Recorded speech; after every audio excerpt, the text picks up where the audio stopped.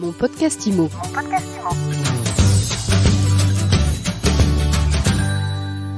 Bonjour et bienvenue dans ce nouvel épisode de Mon podcast IMO. On s'intéresse au mandat de vente aujourd'hui et plus spécifiquement au mandat exclusif. Et on en parle avec Maître Alain Cohen-Boulakia. Bonjour. Bonjour. Vous êtes avocat associé au cabinet SVA. Alors pour qu'on comprenne bien de quoi on parle, c'est quoi un mandat de vente exclusif ? Alors je sais bien que sur le plan commercial, on parle de mandat exclusif ou de mandat simple. Mais en réalité, sur le plan juridique, il n'existe pas de mandat exclusif. La définition de mandat exclusif n'est pas contenue ni dans la loi, ni dans le décret d'application de la loi Hoguet. La loi parle d'exclusivité au pluriel, en fait, dans la mesure où, en réalité, on parle de mandat, et puis le mandat peut contenir des exclusivités. Mais il y a plein d'exclusivités. Moi, je n'aime pas trop le terme exclusif, semi-exclusif, etc., etc. Il y a des exclusivités que va se réserver l'agent immobilier. Et ces exclusivités peuvent prendre plusieurs formes. Et parmi ces formes, il y a le fait que, par exemple, le mandant, c'est-à-dire le client, ne puisse pas ni vendre par lui-même, ni vendre par l'intermédiaire d'un autre agent immobilier. Alors, on parle là commercialement, je dis bien commercialement, de mandat exclusif.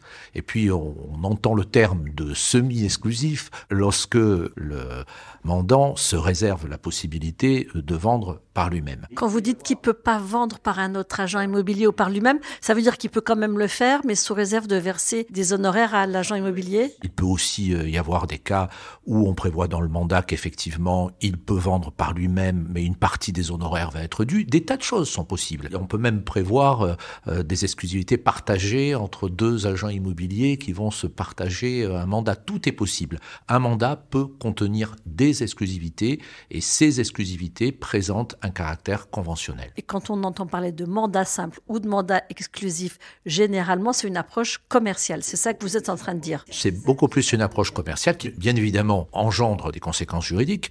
Mais ce qui est important, surtout, c'est de voir qu'un mandat contient des exclusivités. Et la plupart d'ailleurs des mandats, on n'a pas trop le temps de développer, mais la plupart des mandats contiennent par ailleurs des exclusivités, même si on ne parle pas vraiment de mandat exclusif.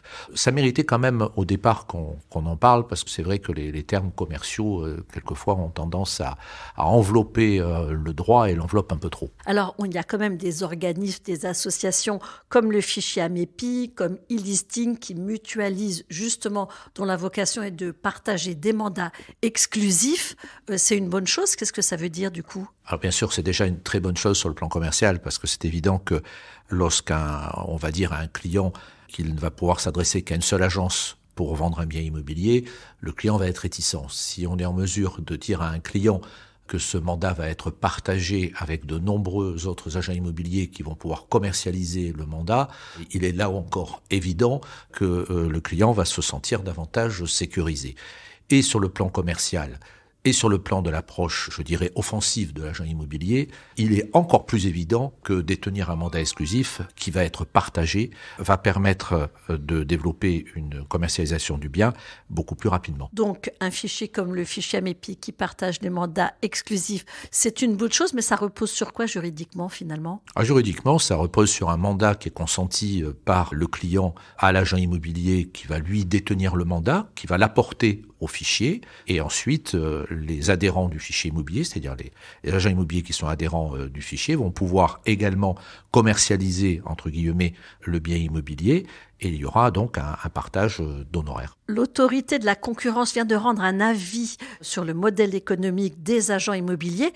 Quel est le regard de cette autorité sur les mandats exclusifs ? Curieusement, alors que l'on parle de concurrence et alors qu'on parle des mandats d'agents immobiliers, l'autorité de la concurrence n'a pas trop développé la question des mandats exclusifs, si ce n'est pour venir proposer une modification de la loi Hoguet selon laquelle, même en présence d'un mandat exclusif, je dirais absolu, c'est-à-dire dans lequel le client s'interdit par lui-même de vendre également le bien immobilier, eh bien si on prévoit que si le client arrive à vendre le bien par lui-même, les honoraires devraient être réduits, etc. Mais on ne s'est pas vraiment penché sur la question de savoir ce qui est essentiel.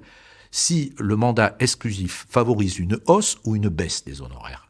Parce que c'est ça, en fait, qui est important. Qu'est-ce que vous diriez, vous ? Alors, pour ma part, je suis quasiment certain, en tout cas, ça mériterait une étude, premièrement, alors qu'il n'y a pas d'étude de fait. Et deuxièmement, je pense qu'en réalité, ça favorise la baisse des honoraires. Pourquoi ça favorise la baisse des honoraires ? Parce que lorsque les mandats exclusifs se développent, les agents immobiliers vont davantage se battre pour rentrer un mandat, parce que lorsqu'ils rentrent un mandat, c'est quand même eux qui l'apportent au fichier des mandats exclusifs, et donc ils vont pouvoir sécuriser une partie de leurs honoraires. Donc ils vont peut-être essayer d'avoir des honoraires plus bas pour pouvoir avoir davantage de mandats. Premier facteur. Deuxième facteur, les mandats vont sortir plus vite. Là encore, c'est comme dans un magasin. Plus le stock tourne vite, et plus on gagne d'argent. Donc, si les agents immobiliers peuvent davantage faire tourner les mandats, ils peuvent réduire le montant de leurs honoraires. Mais surtout, si je suis le raisonnement de l'autorité de la concurrence, raisonnement d'ailleurs avec lequel je ne suis pas tout à fait d'accord, mais je vais quand même le suivre. L'autorité de la concurrence nous dit « Ah mais finalement, en gros, parce que je vais employer d'autres termes que ceux de l'autorité de la concurrence, mais lorsqu'il y a 10 clients qui rentrent dans une agence immobilière, il n'y en a qu'un seul qui va consentir un mandat, mais dont le mandat va sortir. Les 9 autres, ou les 5 autres, ou les 6 autres, eh bien, le mandat ne sortira pas. Autrement dit, l'agent immobilier aura travaillé pour rien, l'agent immobilier aura fait de la publicité pour rien, et c'est finalement celui qui va réaliser une affaire par l'intermédiaire d'agents immobiliers qui va payer pour tous les autres qui n'ont pas réalisé l'affaire. Et finalement, le vice du système, nous dit indirectement l'autorité de la concurrence, c'est l'honoraire de résultat, puisque c'est le mécanisme de l'honoraire de résultat qui fait que l'on arrive à la situation que je viens de vous décrire. Or, il est évident qu'en matière de mandat exclusif, l'agent immobilier a beaucoup plus de chances de sortir le mandat, puisqu'il détient un mandat exclusif. Donc, la proportion entre les biens qui vont faire l'objet d'une vente par l'intermédiaire de l'agent immobilier et ceux qui n'en feront pas va diminuer. Cette proportion diminuant, l'économie même de l'agence immobilière va faire que les honoraires vont pouvoir baisser. Moi, je pense quand même que cette question-là mérite une étude beaucoup plus approfondie que celle qui a été balayée, sans même la moindre discussion, par l'autorité de la concurrence.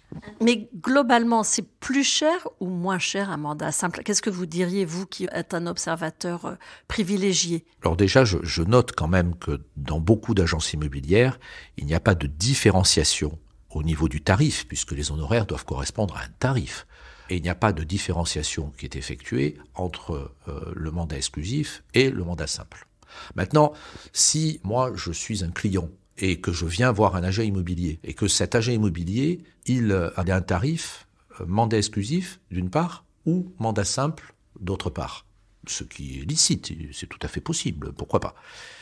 Il est évident que le mandat exclusif, je dois pouvoir en tant qu'agent immobilier, entre guillemets, le vendre par rapport à un mandat simple. Si je veux, entre guillemets, le vendre, je vais proposer un mandat exclusif à un coût moindre que le mandat simple. Sinon, le client va se précipiter sur le mandat simple. Merci beaucoup Alain Cohen-Boulakia. Je rappelle que vous êtes avocat associé au cabinet SVA. Mon podcast IMO.